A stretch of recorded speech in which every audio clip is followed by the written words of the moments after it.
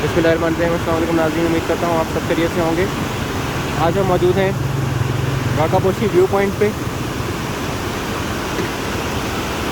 ये गिलगित से via Karakoram highway ये पॉइंट आता है। इसमें ये राकापोशी ज़िप लाइन भी है जो कि 400 मीटर्स लंबी है।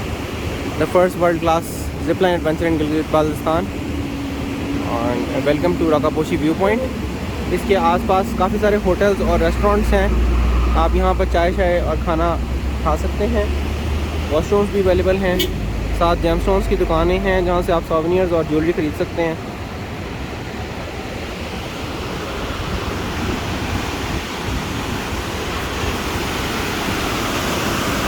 ये ग्लेशियर मेल्ट होके जा रहा है। बहुत ही खूबसूरत व्यू पॉइंट है। यहाँ पर सिटिंग प्लेस भी बनाई हुई है उन्होंने। और ये ऊपर राकापोशी आप देख सकते हैं, स्नो कवर्ड, बहुत ही खूबसूरत नज़र आ रहा है।